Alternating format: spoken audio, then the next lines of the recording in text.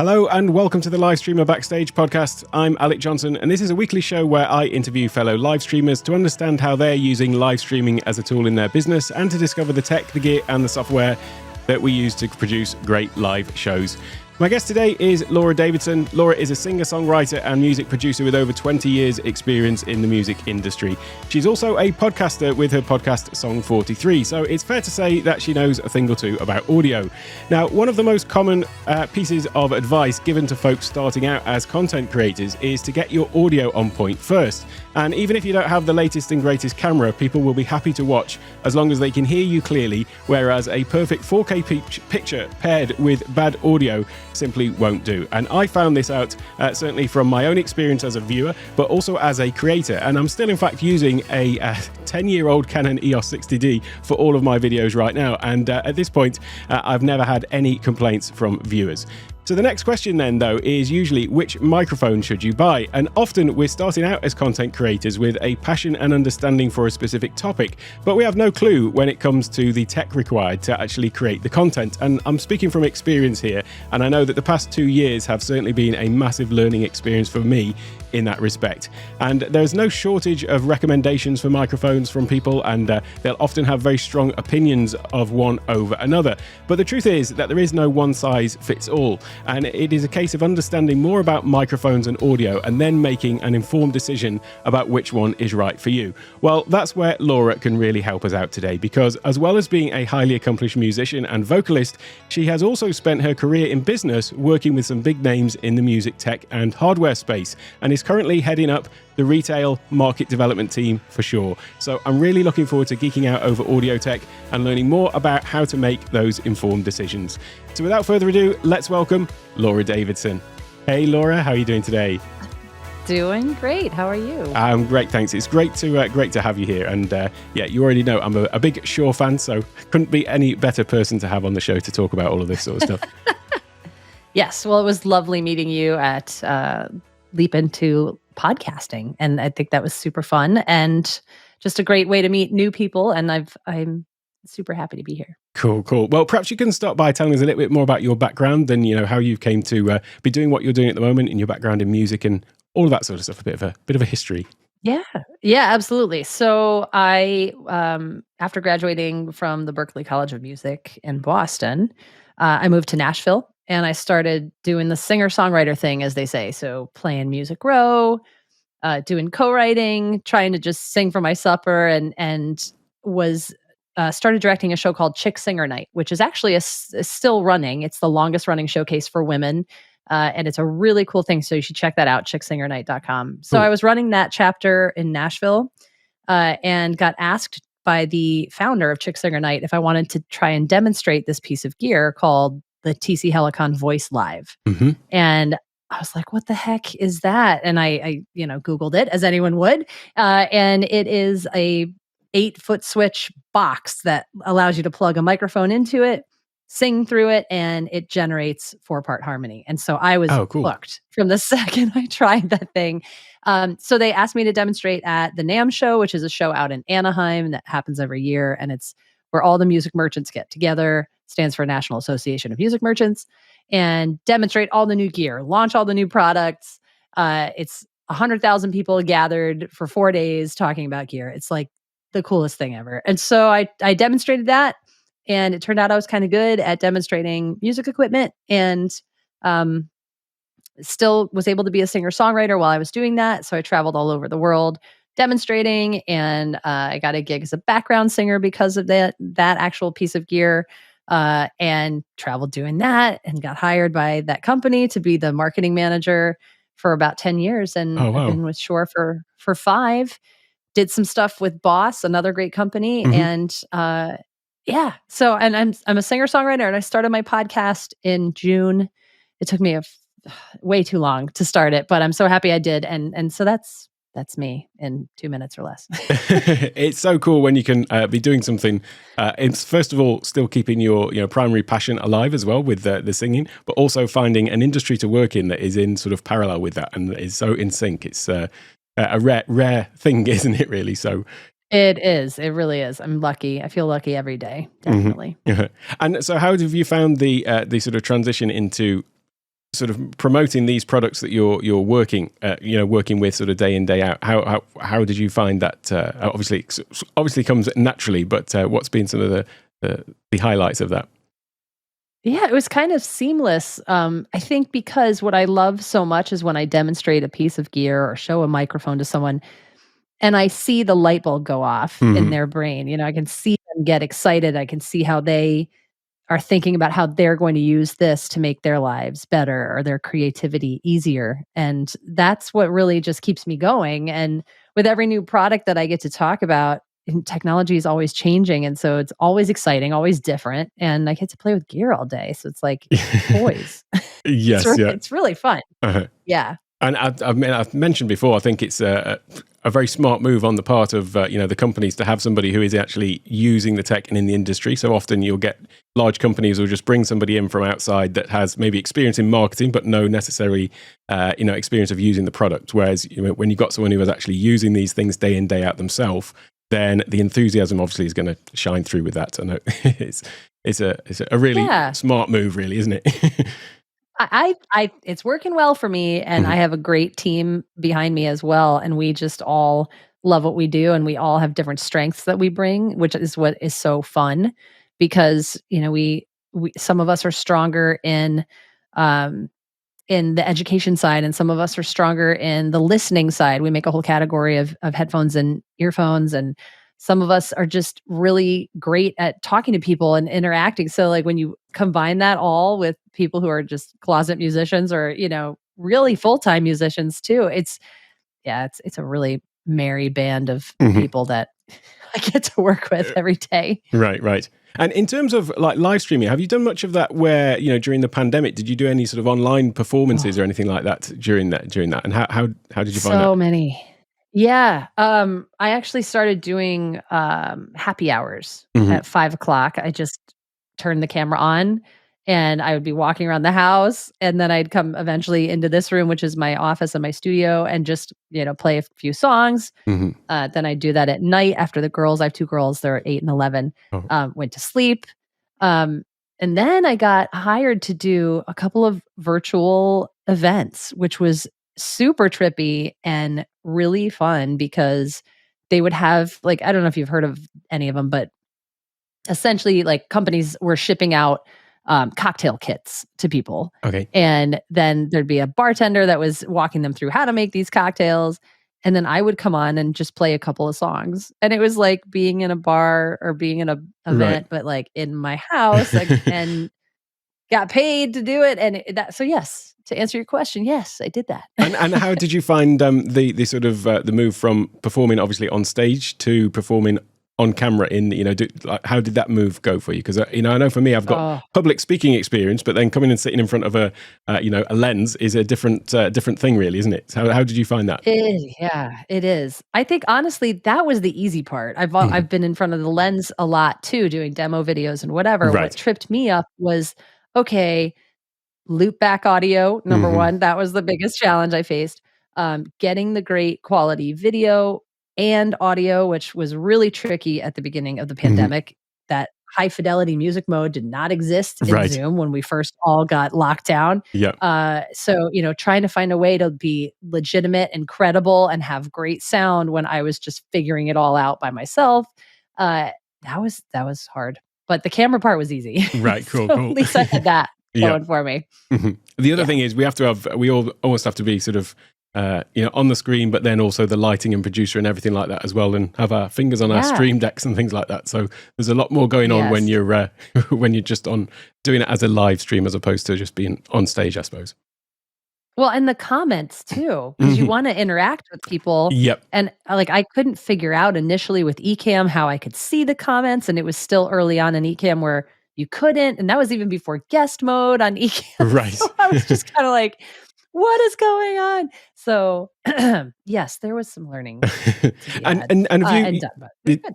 did you start with Ecamm, or did you try anything else out, or what's been your sort of your journey with Ecamm? Oh, yeah. Facebook Live was where I started. That's where my people are. I Mhm. mean, I'm in my 40s, and that's kind of like where we hang, although I'm much more strong on Instagram now, which, of course, like, no one's on there anymore. I can't keep up with all these things. And I think with Ecamm, gosh, I can't remember how we first met them. It may have been through a company called Boxcast, Okay. who introduced us to Ecamm.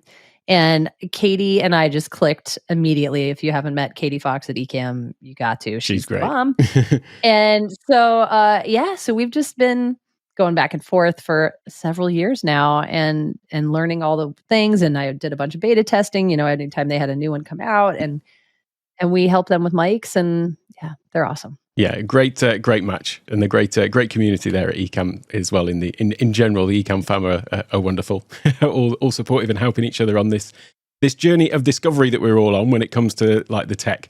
We can Yes. give each other issues sometimes, I think, with making us buy more things than we possibly need. But it brings us round to this whole thing of audio, because it is something that we all come into this with.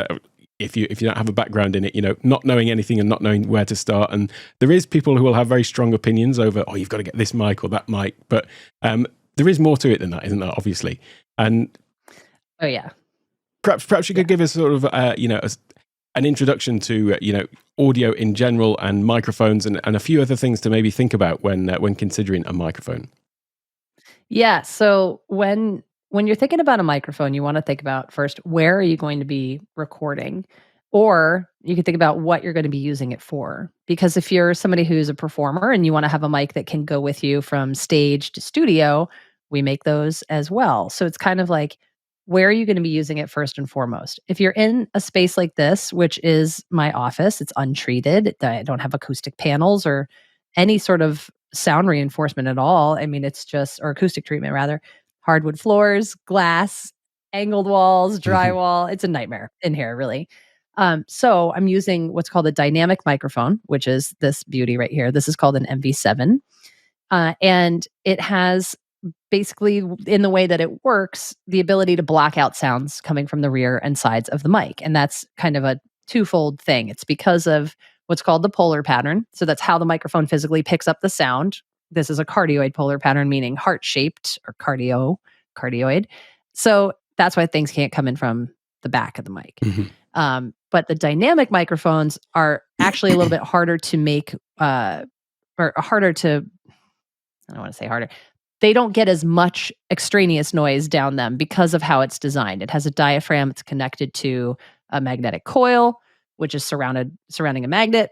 And when you talk into it, it vibrates the diaphragm, moves the coil, creates an electromagnetic field, goes down the USB cable in this case, or XLR, because this microphone is actually both. This is the XLR variant of it, called the MV7X, but it has that nice little XLR on the back.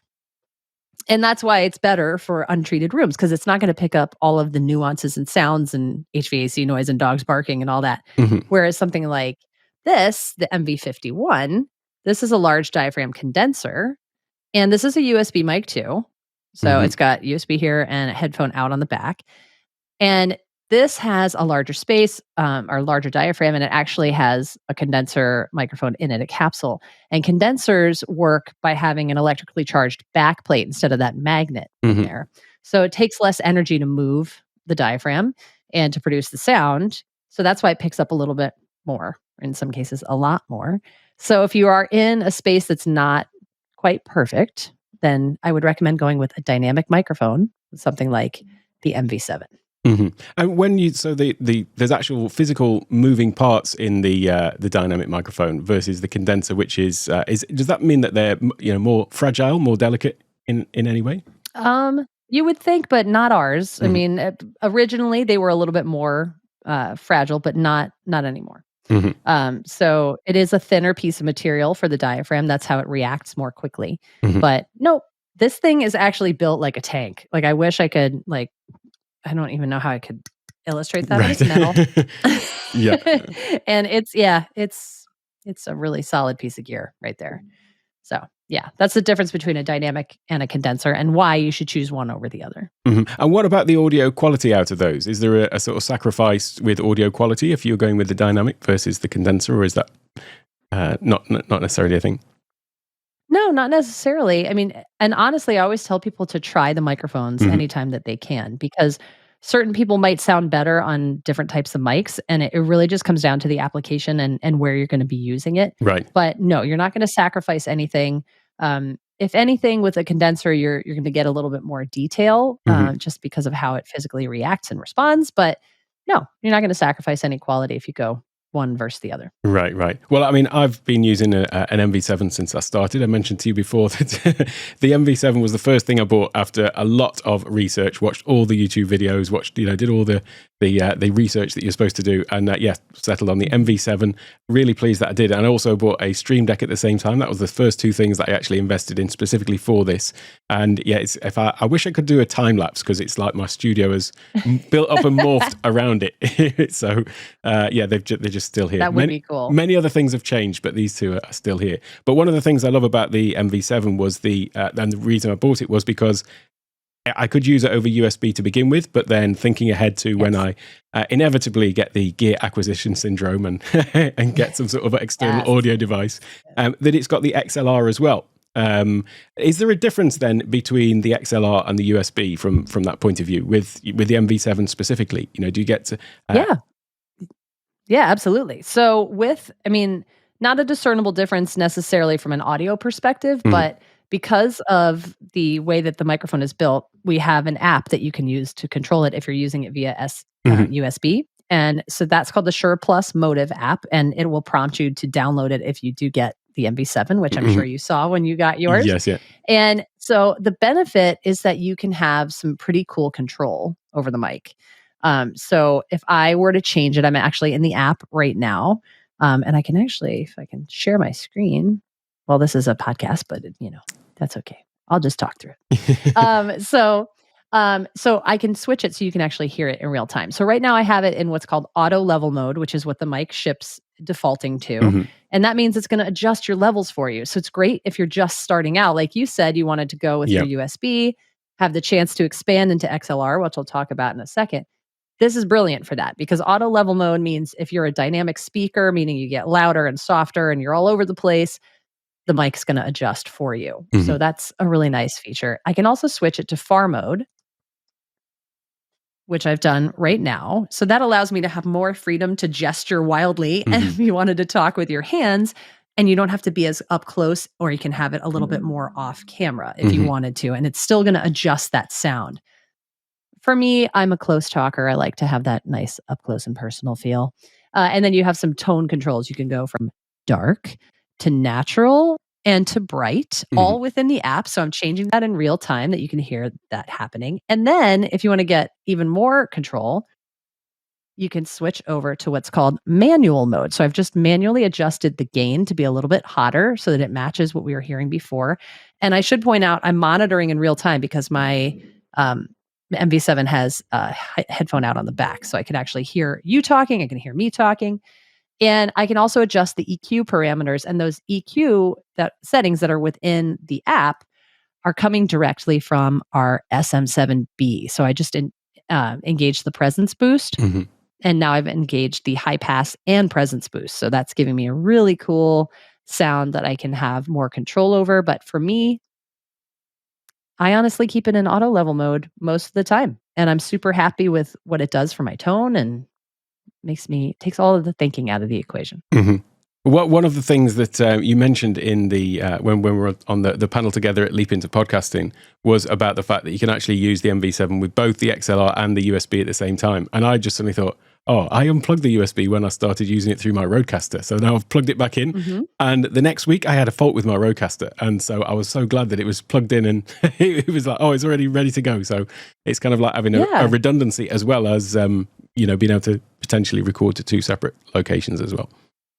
Yeah. And that's kind of a lesser known feature of it. But yeah, you can run it into your Mac if you're using that. You can set up an aggregate device so that it recognizes your Rode and your USB coming from the MV7. And what's this sort of comparison or the similarity between the SM7B and the MV7? Because a lot of people, talk about the SM7B. It's a real staple of podcasters and live streamers. How do they compare sort of internally in terms of the sort of mechanics of them internally?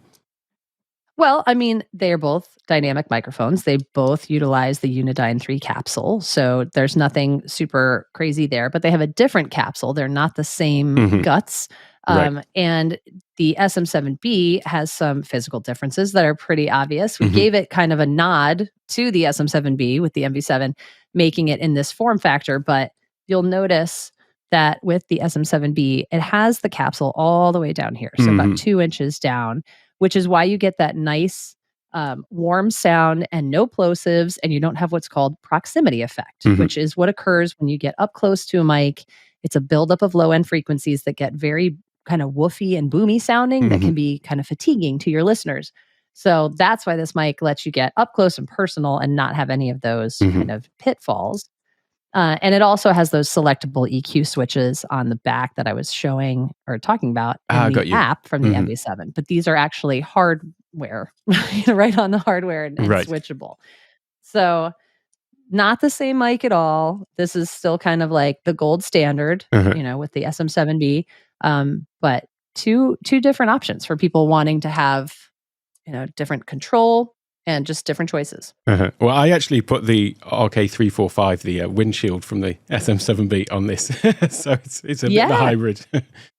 Yep, exactly. A lot of people have done that. Mhm. And, with mine, if I was experiencing plosives, what I learned is to just go off axis Yeah, just a yeah. little bit like you're doing and I'm doing. So instead of speaking directly into the mic, which is kind of, it feels like you would Mhm. normally, you just go off axis and then your plosives go away because plosives are caused when you have that physical pop of air Mhm. and it pops the diaphragm and that's what makes that sound. So just go off axis if you're experiencing that. Uh-huh. And it also keeps it out of, from right in front of your face as well if you're on video. Yes, So helps from yes. that perspective as well. It does. Uh-huh. Yes, So definitely. what about some of the other microphones that you've got that are sort of USB based? What are some other recommendations that you might have for those, and what's different about those? What advantages do they have? Yeah. This is not a microphone, but this little guy right here is called the MVI, which is a single channel interface, meaning you can plug a microphone or an instrument into it because it has that nice high Z in. Mhm. And it has a USB out and a headphone out on the back. Sorry, I just pointed to the wrong side. I'll never get used to this weird thing Me with a too. camera. No matter how many streams I do, I'm like, and this is my other hand. Yeah. Anyway, so this is great if you already have a microphone. Like, let's say you have an SM58, which is the kind of industry standard microphone for live performance. Mhm. You can use that on podcasting, and it's a great podcasting mic, turns out. So if you wanted to plug that into your MVI and then run that into your computer, that's your podcast rig right Mhm. there. It's portable, super simple to use. And then you have some nice controls right on the front. You have presets, you have headphone level, you can mute it, and you have your gain right there on the bottom that you can adjust. So this is my kind of secret weapon for when I go on the road. I bring that in case I want to add any other guests to the equation or different microphones. And then this is a tiny little lavalier mic called the MVL. It's always so hard to get it in shot because it's so tiny. And it has a little TRRS cable at Right. the end. So you can plug this directly into your MacBook Pro or your computer or into your phone if it still has a headphone jack, but it'll also work with the Lightning dongle. Mhm. And this is great. I use this all the time when I'm doing videos and live streams when I don't want my MV7 in my face. Mhm. So this is a great option for that. It's just a tiny little lavalier. And what's the capsule in that then? Would that be a tiny dynamic, or would that be a tiny condenser mic in there? It's a condenser, I believe, and I actually have to look that up because Uh-huh. I can't remember right now. But it should be an omnidirectional. Let me Mhm. look. And when that one's plugged in, is there any processing on that? Can that go through No the show up? processing. Mhm. No. Yeah, no processing. It's just straight through, and then you can add the effects post. So yeah, there's no controls with the app.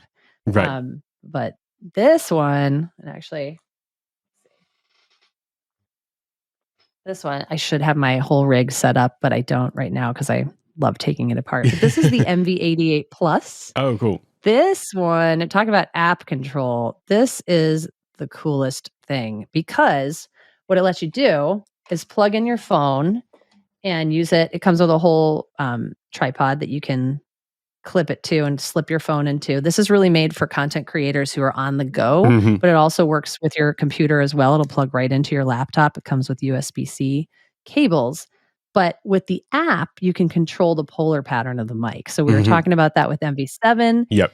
and we're going to geek out for a little bit here because you love that and that's fun. So it's a stereo condenser mic. So it's Oh, wow. got two capsules Mhm. that you can actually control. So right within the app, which it prompts you to download, Mhm. you can go in here and you can see you have all these options. Now, I can change up the polar pattern right here just by swiping. Mhm. So right now, I'm in raw mid side, and you can change it to cardioid and stereo, and you can adjust Right, the right. stereo width. Uh-huh. Why do I need that? Well, if you're out in the field and you're recording, you would use it to get some stereo recording of maybe the environment you're in to add some Foley. You could then put it into this one, the monocardioid mode, which my MV7 is in, do your actual interview of yourself, your voiceover. This one is the cool one though. It's called mono bidirectional or figure 8. And it essentially turns off the front mic, opens up the two side microphones, and you could put it on the table between yourself and your guest and do your interview wherever you are. So this is a really, really flexible tool. And again, it comes with this whole kit, which I currently have in this awesome kit that Katie gave me from Ecamm. Oh, cool. So it's holding all the bits and pieces, so I don't have it assembled, but it has this little hot shoe or cold shoe mount, the Mhm. phone clamp, and a Manfrotto Pixie tripod. So it all comes together. No, it's funny. I just saw it was earlier today. Doc Rock was demonstrating it on his live stream. He'd done a little recording by the beach at Hawaii with the wind noise and Yep. everything, and it came out really well. So Yes, it is good for all kinds of applications. That Mhm. one is another that personal favorite. I mean I that just one love them works all. on the mobile, but the MV7 works on the mobile as well. So you can get some It does. really really get some much better audio quality on your phone using when you've got one of these two plugged in than just on Yes. the not that too many people are doing Clubhouse as much as they were, but that's where I used it as well, a little bit on there. Yep. Yes, exactly. So yeah, you can plug it into your phone or into your computer and have it with you wherever you go. So it looks tiny, but it is very mighty, this little guy. Mhm. So that's the MV88 Plus. Uh-huh. And so the primary mic that you use for all of your podcasts is obviously the MV7. How about for your when you're singing, what's the microphone that you would be normally used for that? What Yeah. would be your mic of choice? It's funny. I feel like I'm like Mary Poppins every time I do one of these and I just reach for things and have them. But this is the KSM 32. This is a large diaphragm condenser, one of our studio mics. And I love how this mic sounds on my voice. It's very warm. It's a large diaphragm condenser that we were talking about before. So it is going to pick up all those details and nuances. So when I do sing in here in this untreated room, I have another rig over here, which is my studio rig for recording. And I get nice and close and I use a pop filter so that I can be really up close and personal and not have it pick up too much of the room reflections. So that's my go-to. I also use it to record my acoustic guitar. It's a beautiful, beautiful microphone. Very rich sounding, a little bit of shimmer in that top end. And you can also, there's some roll off that you can add on the back. And there's a little pad too, if it's a little too hot for what you're going into. But people just don't often remember that Shure makes studio condenser, side address condenser mics. And we rock at that. So I'm always trying to get people to try them out and give them a go. And when people have got obviously different voices and things suit people differently, is there any sort of rule of thumb there as to what might work better for some people than other? Or is it just literally a case of try them out and see which ones work? Yeah. I mean, I've sung into a bunch of mics in my day, and I've tried the legendary ones, and it really is a matter of your personal instrument, especially with singing.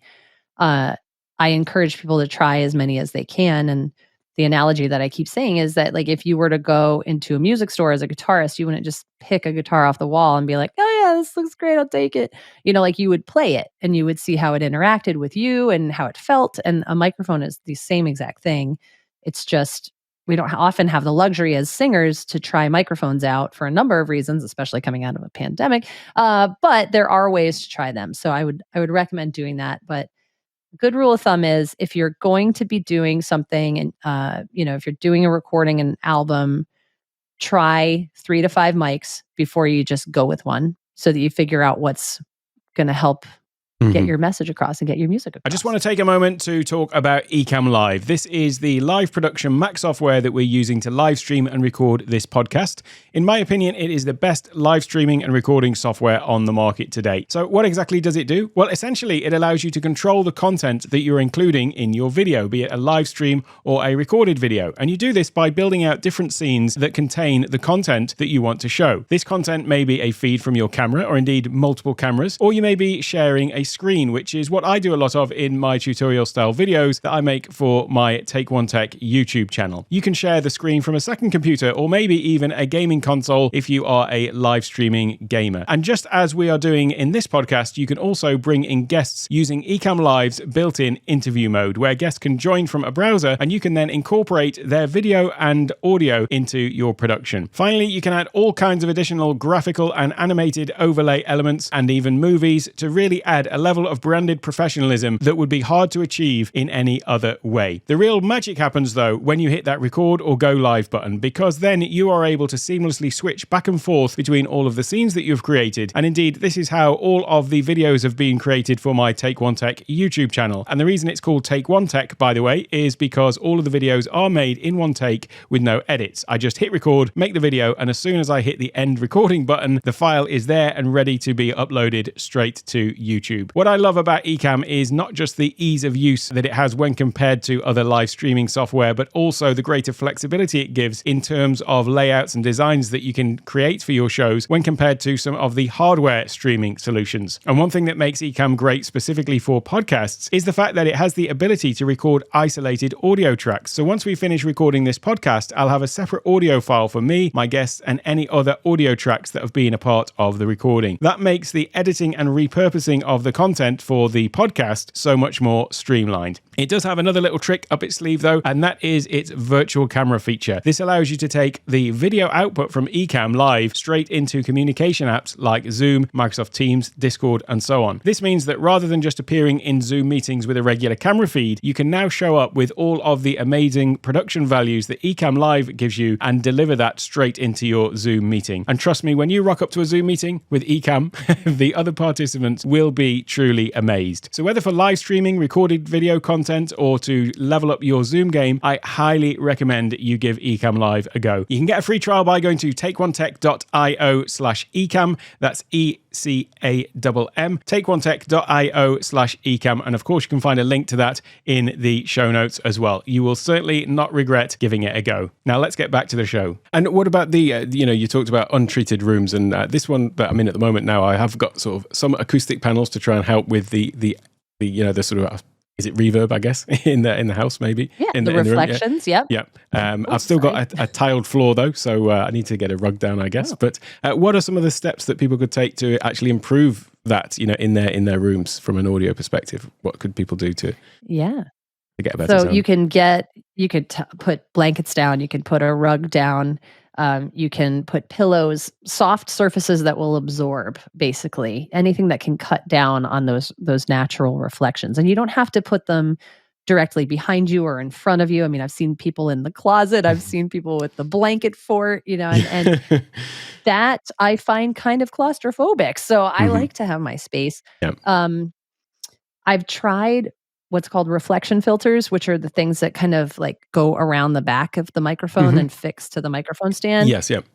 Mixed results. You really just need to put on a pair of headphones, get close to the microphone, as close as you can, and try and experiment, by putting some other things down into the space to see if it can kind of alleviate that. And you can also get some of those resonant frequencies out using EQ. And there's some really great plugins that can just notch those right out for you. Of course, I'm spacing on all of the names of them right now. But yeah, that's a couple ways. So either treating it or using EQ in post-production, and just getting as close to the mic as you can without having plosives. Right. You mentioned earphones there. What's the sort of recommendation about those? I mean, I prefer in-ear monitors as opposed to sort of cans over the top when you're on camera. Yeah. And especially on Zoom calls as well. It always seems weird when you're rocking up to a Zoom call and there's somebody with a big set of earphones on. But I know. Exactly. Exactly. Live from WKRP Cincinnati. Yes, exactly. You have to wear headphones, whether you like cans or you like earphones.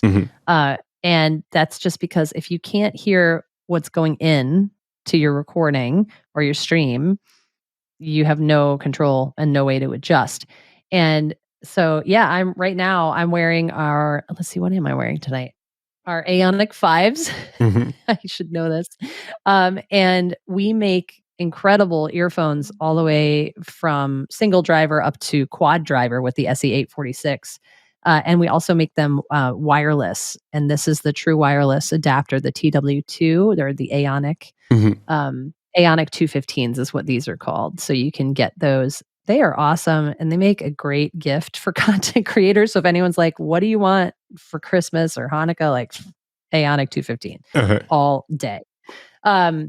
I will say, though, if you're monitoring your podcast or live stream, do go wired. You don't really want to monitor with Bluetooth because there can be some latency. But if you want to then take them out for a jog or ride the Peloton, that's what that's for. What's the battery life like on those ones? 24 hours. Oh, cool. So you get, you get 3 separate charges within the case itself. So up to 24 hours. And that's what's cool about all of our earphones. They're detachable. Right. So when I say you want to go wired, I'm wired right now. I have it running down the back of me. But then I could just pop them off and put them onto this little wireless adapter and be good to go. It's funny you mentioned there about obviously monitoring yourself when you're doing anything like this. But the first time I put these into and I was hearing my own voice back, it's a bit weird to get used to initially. But then, but then it gets to the point where it's just weird to not have it when something happens and they're not plugged in. It's definitely worth getting used to. And are you monitoring from your MV7? I can't see from the back. This is actually from the Rodecaster, so I'm now plugged in through to the Rodecaster, so that's where I'm getting this from. Exactly. Well, which is how a lot of people would do it. If you don't have the luxury of having a Rodecaster interface and you have just your MV7, that's why I love that it's a complete solution. So if I took this home tomorrow, plugged it in via USB, plugged in my set of headphones, I can hear you and I can hear me and I can adjust the mix of you versus me right on the microphone. And that's really key because a lot of people forget, like how many Zoom calls have you done where if you do put on headphones, you're like, oh, I can't hear myself and the person. It can be crippling and really fatiguing. So that's a nice kind of feature of that. Oh, it certainly is. Yeah, I mean, I was using that for a year before adding the Rodecaster into the mix. But now, if I was going anywhere, I wouldn't take the Rodecaster with me, but I'd easily put this in my bag to take with me. Definitely. And nice. How about any other sort of microphones that are in the USB range of microphones you've got? Because I know there are a couple of others that I noticed. There's one that looks really cool. Now I can't remember the number of it now. It's like a really the retro. MV5? Yeah, that's the one. Yeah, the really sort of retro looking. That's the one. Yes. Yeah. How did I know? Yeah. So this is the MV5C. There's an MV5 as well. The MV5C is our conferencing variant that we came out with during the pandemic, because it allows you to plug in the mic and it will automatically overtake the mic on your computer and give you high quality sound. So for conference calling specifically, it will reject things coming in from the rear of the mic, get you front and center, and it has a headphone jack on the back as well. And you can either disable that or enable it. So what we were just talking about, if you want to hear yourself and your guest or whomever you're speaking with, you can enable that so that you can hear both. Or just talk into the mic as your microphone and monitor through the speakers on your computer, which is what everybody's doing for their conference calls, or they were. So yeah, this one looks cool, sounds great. It's an awesome idea for people who want to have conference calls and then do their podcast later that night and maybe record some music. It's just, it's really cool. It looks small again, but don't judge it by its size. These are super powerful microphones and it sits right on your desktop. or it can come off the stand and sit on its own if you don't want the desktop stand. And does that go through the Motive app as well then, did you say? Or No, this one doesn't need an app at all. Okay. You just plug it in and you change your system preferences to select it as your mic. So you don't even need to control it because you can control it right from the mic itself. It's got 2 little preset buttons right up there for speech and then that headphone. And you can enable the headphone. And just adjust it that way. So it has some buttons. There's a mute button right on the back. Right. And you can select the mode. And how about just sort of stepping away from the USB mics? What about shotgun mics? Because if that's the right term, I know some people call them shotgun or boom mics. But I know that a lot of creators, it's something that I'm considering with doing product reviews and demos and things like that. Sometimes having something that's right in your face is it can be a bit of a hindrance. So how about these sort of shotgun mics that Shure are making, and what's the difference between those? Because in my initial research, there's a few of them, but I just couldn't quite figure out what the sort of difference between those are. Yeah, so the VP89 is a good series to check out. There's a short, medium, and long option for the tube of the mic. And shotgun microphones, they don't reach out and grab the sound. A lot of people think that it's kind of like a targeted sound. Right. What it's doing is it's rejecting more of the sounds that are coming in from the rear from the rear and the sides specifically, so that it's giving you a more pinpointed focus sound, but it won't dial into the sound. So if you are going to be using it off camera, you want to make sure that you're using one that can still be fairly close to the source. And so shotgun mics are traditionally used to capture dialogue and to capture Foley. So if you're out in the field or if you're doing a production and you see those booms, people holding the mic on the boom, that's a shotgun mic because it can be inobtrusive in the shot, capture the sound, reject the noise, focus on the subject directly in front of it, but you still have to be directly in front of it. So just keep that in mind if you do switch. If you're going to be doing product reviews and you don't want to have the microphone in your face, I'd recommend something like a lavalier, like that MVL or one of our wireless microphones. And sorry, what's Foley? Is that like background sound or what? So exactly, like the contextual sound that you put into, or like sound effects. And then, so those shotgun mics, though, they're all XLR, are they? So then you would need something like the MVI to take that in over USB if you were going to use that. Yes, we do make an on-camera shotgun mic, and it's called the VP83, and there's a VP83F. And the F has some onboard recording, which is really cool. It has a little micro SD card that you can put right into it, so you capture a redundant recording. You don't need a camera to use it. You can actually use it standalone. So that's a really cool one as well that does not require an XLR at all. And how about any others that work with mobiles? If somebody is recording on there, obviously you've got the Shure Motive app, so presumably there's obviously the MV7 and the MV88. Is there any others that you've got that are specific for recording on mobile?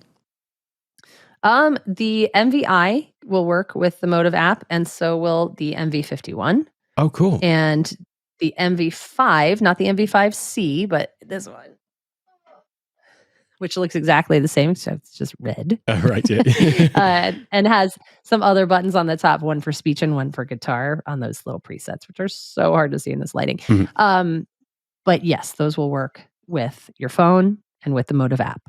So the MVI, then, you can plug in any XLR mic. So in theory, then you can basically use any mic you've got with the with your phone, in theory, then. Is there any issue there with, I know some require like phantom power, for example. Perhaps you could explain what that is, and is that provided by the Shure MVI, and how does that work if you've got it plugged into your phone? Yes, it actually, on the back here of the MVI, you'll see it says phantom power, which you can enable. You just push and hold the mute button till it lights up on the back. Phantom power is providing an electrical charge to the back plate of the condenser mic. So that's how that works. Instead of having that magnet that we were talking about earlier, it has an electrically charged back plate, and then the diaphragm moves in front of it and creates that electromagnetic field and signal and goes down the mic. So yes, this will power a condenser microphone or a dynamic microphone or an instrument.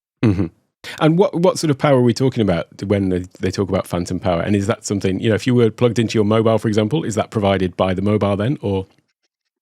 Yeah. So if you're powering the MVI with your mobile phone, yes, it will supply that. And it's 48 volts is what it, give or take a few, what it's actually providing to the microphone to power it.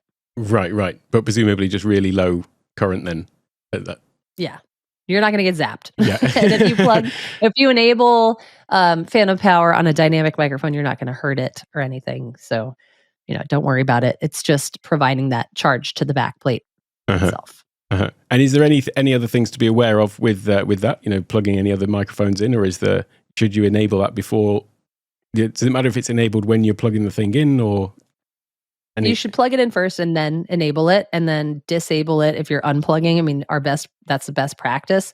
But most microphones nowadays, it won't be bothered if you plug it in while it's enabled. But I always plug mine in and then enable. Right. Okay. Well, I'll follow your instructions then.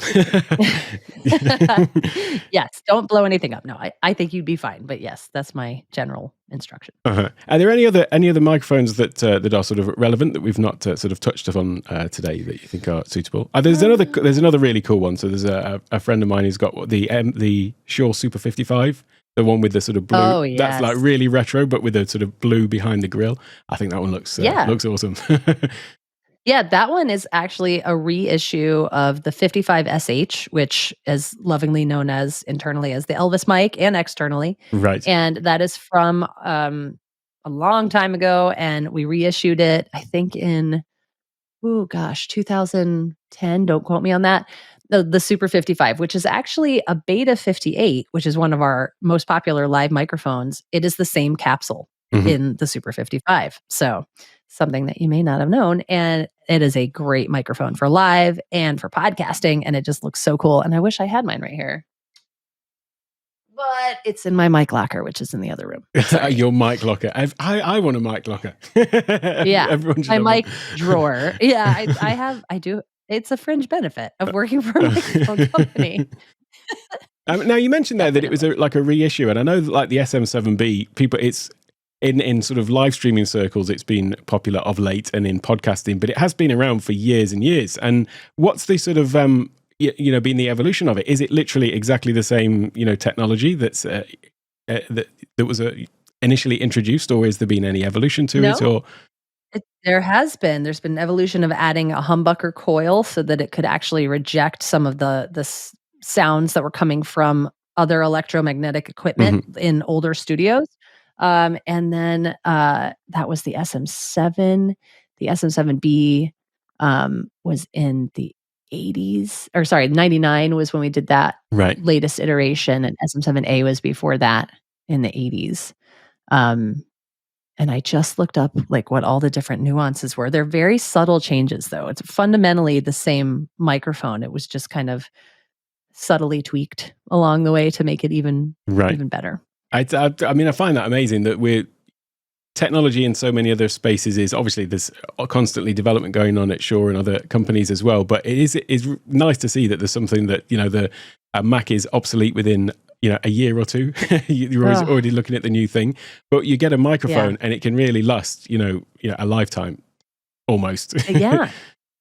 Yeah, that's the thing. And this is my personal crusade right now is, if you're starting a podcast or you're starting a live stream and you think, oh, I don't want to spend a bunch of money on it. That's fair. However, if you think about it, you're spending the money and you're going to spend it once and have it forever or for a very, very long time. Like what you were saying, when you bought your USB MV7, you bought it because it has the XLR so that it can continue to grow with you. So that's what I always encourage people to do is do the research, find the mic that's going to work the best for your space, and find the one that sounds the best. And if it's a little bit more, you're definitely worth it. This is something that you're wanting to do. So, make the investment. You spend money on crazy things probably. So this is something that's worthwhile. I certainly do. But not you personally, no, but the general you. But I know what you meant, but I do as well. So sorry, Alec. No, but it is true. I mean, it's something that you're going to buy, and then it's like an ongoing investment that you're not going to have to sort of change going forward necessarily. Although you always do get caught out by the gear acquisition syndrome sometimes. You do. Yeah, but I mean, I remember going to my freshman year or sophomore year of college when I transferred into Berkeley, and we had to buy a mic, and I was poor. I was a college student, and I was like, oh, I'm just going to buy this $50 mic. And an SM58 has been $99 since it came out, pretty much in the 60s. So, I should have just bought the SM58 then because I was using something else that was just not great. And you can tell the difference in the craftsmanship. You can tell the difference in how the microphone physically reacts to your voice and to your instrument. So, you know, it's nickels and dimes when you're first thinking of it, but Yeah. I don't know. As someone who's bought and bought and bought, do the research and buy once and buy the thing that you actually want and that you think is going to give you the best experience so that you don't have to fight your technology. Well, speaking of gear and buying things, what else have you actually added into your studio? So what else have you got apart from the microphone? What are some of the other things that you've got going on for your live setup? Yes, my live setup is my crown jewel is the Sony ZV-E10. I got that about a year ago, and it is just such a game changer. Just the way, like right now, I went through a bunch of tutorial videos. I changed my whole setup, and I followed all these things. And then when I got this neon sign behind me, it was getting all tweaky. So I just went back to the default settings, and that's what this is. Right. So like, I just love that it's like I could get all geeky with it, or I could just say, Sony probably knows what they're doing. Yep. And I've been super happy with it. So I use the Sony ZV-E10. I have a Stream Deck, and I have 2 ring lights, which Doc Rock makes fun of me for, but I think that they work for what I'm doing. And what else? A MacBook Pro.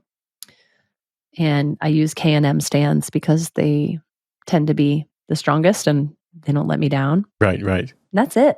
That's my setup. It's I mentioned in my my intro that I'm still using a 10-year-old camera, but the ZV-E10 is the one that I'm going to ultimately replace it with. I've still not got around to it. I think with me it's because I've got everything set up and just been too busy with other things. I can't face stripping everything out and doing it again. So this has been sitting here since I moved into this studio, which was basically New Year this year. It's been sitting here just on all of the time, my gosh, ready to go. So I've not touched it. Somebody asked me, I was on a call with somebody, and they said like, "What are your settings that you've got on it?" And I was like, "I can't remember. It was that long since I've set it up." I don't know. Yeah, the ones that work, those settings. Yeah. Well, that is the one Achilles heel to the ZV-E10 that I will say is that you don't, and maybe there's a workaround, and someone in your audience will be like, "Duh, this is how you do it." You have to manually disconnect the USB, right, and enable USB streaming every time. Oh, there must be a workaround for that, for sure. I know that I'm fairly sure. We'll have a word with Doc about it because if you find it, or if Doc starts screaming at us, then I don't know, maybe you'll know. I think he's the same. I think he has his sort of basically on all the time and ready to go. Well, he probably keeps Ecamm Live open all the time too. I do that as well. Yeah. This is not a dedicated live streaming computer. This is my work computer, so I can't do that. But I would, and that would be good. And then I wouldn't have to do the workaround. Although I also have trouble getting it to charge while I'm streaming, but that's because I'm using the wrong cable, and Doc's already yelled at me about that. Oh, okay, yeah. Working on it. He'll do that. And how about the virtual events then? Are you still doing that as well as live? Now that you've got things set up, is that something that continued after the pandemic for you, or did it sort of all revert back to sort of live shows? For work, yes. So I still do a lot of virtual trainings, right? And that I don't think is going to go away. But no, I haven't done another virtual cocktail hour, for being a bartender's entertainment. Yeah, I haven't had to do another one of those. I'm back in the real world. And how about, I suppose, in Shaw, I'm guessing that all of the, the Zoom calls and things like that, everyone's got great audio. But how have you found like being with the sort of wider world with your setup, talking to people? Because as you know, when live streamers have got these setups and then they go into Zoom, people are always a little bit blown away. It's amazing that people haven't put more effort into it after 2 or 3 years of the pandemic. But I wish they would, but they don't even think about it, or they don't even hear it. And I remember my neighbor down the street, mid-pandemic, I went to their house, and they had he had his computer like in a dock 3 feet away from him, and then a desk, like a standing desk with 3 monitors. Yeah. And he's like, "My team is telling me my audio is horrible." And I'm like, "You're screaming at a computer that's 3 feet away from you." So then I gave him the MV5C, and his team and his wife were like, because it's just so, it's not even fatiguing for you as much as it is for your listeners and Yeah, the people on the totally. other side of that Zoom call. And yeah, so doing calls now when people don't have a mic, it's like, oof, it's rough. Uh-huh.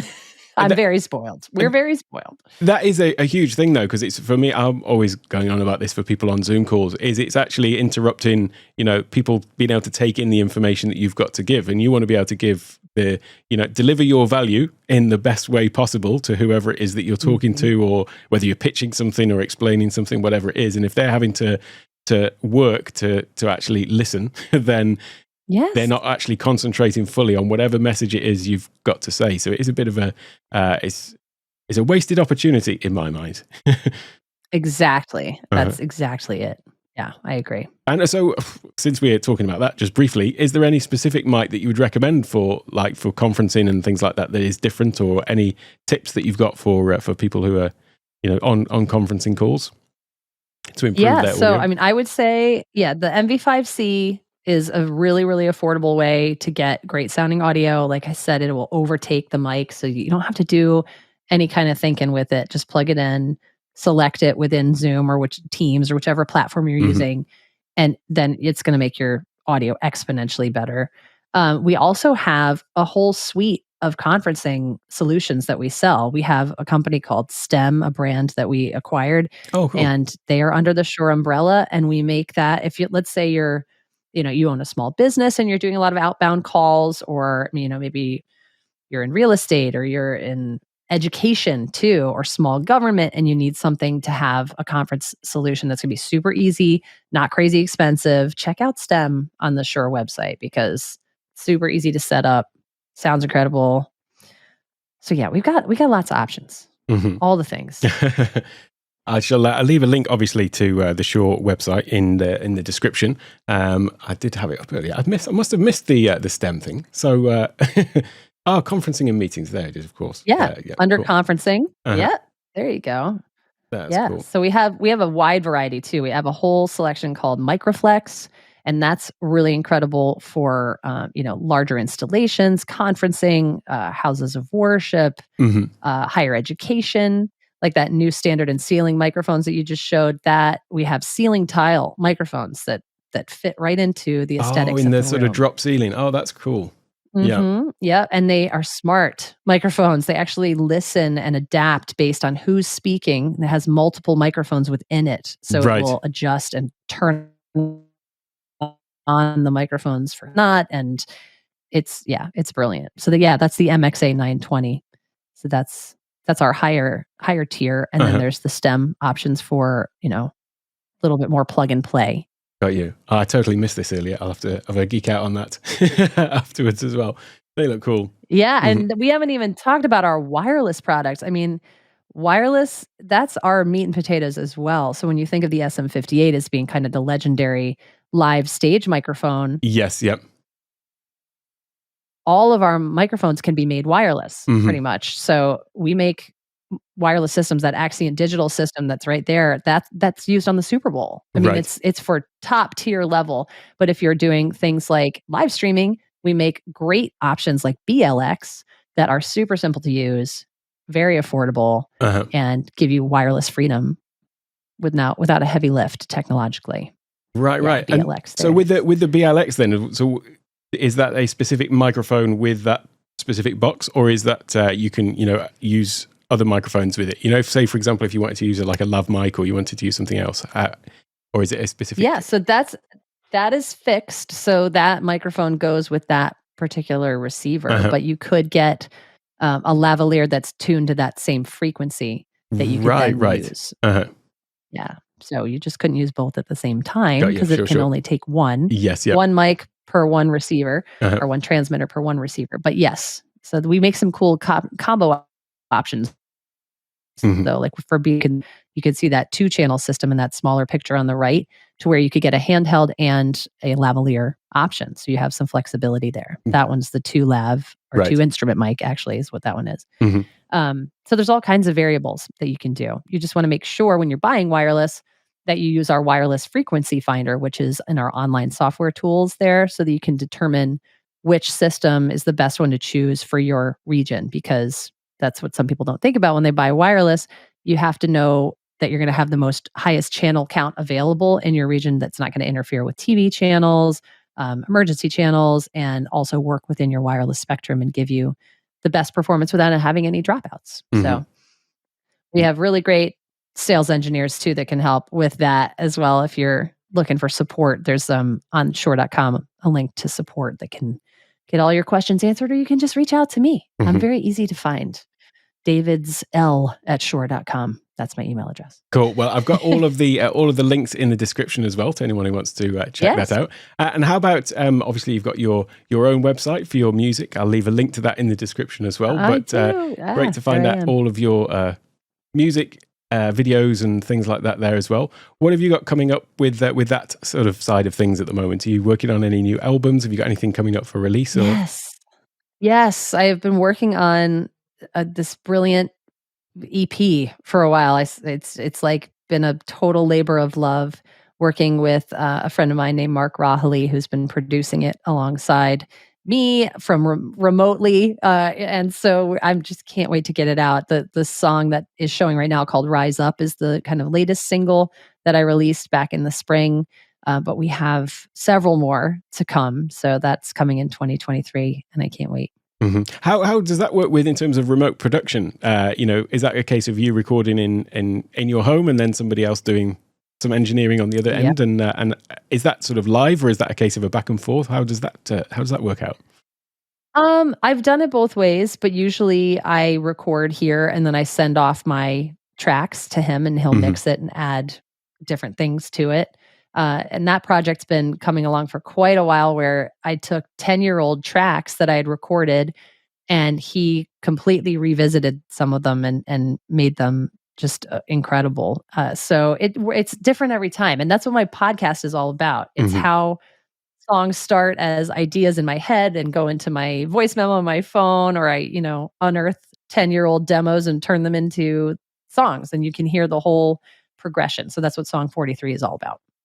Cool. Well, that is linked in the description as well. I think I've got that up somewhere on here as well. But I've got got that all linked in the description. You can find all of the things, all of the places to find Laura in the description, in the show notes as well. Is there anything there, any sort of final words that you want to leave people with from an audio perspective or your music perspective? I just, I say this, I'll say it again, like, you are worth it. So please take the time to do the research, check out Alex's music and, tips and tricks that he's got for production, because he's done a lot of research as well, and reach out to people that and use those contacts. But, you deserve great sounding audio, and so do your listeners. So don't skimp on the audio. Yeah, it's a great investment, like we said earlier as well. It's going to last a lifetime if you buy it right the first time. Yeah, definitely. Cool. Well, thank you so much for coming and sharing your knowledge and wisdom. I've certainly learnt a few things myself today because, like I said before, I came into the whole live streaming with no knowledge of this sort of stuff at all. So it's all been a learning experience. So really appreciate you coming on and sharing all the things you know. Great.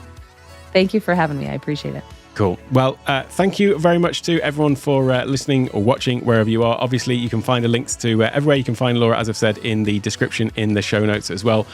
You may want to check out the video of this podcast if you are listening on audio, because obviously Laura was showing off some of the cool microphones and devices and things like that as well. So definitely want to catch that. I'll see you next time, though, with another great guest and another great conversation.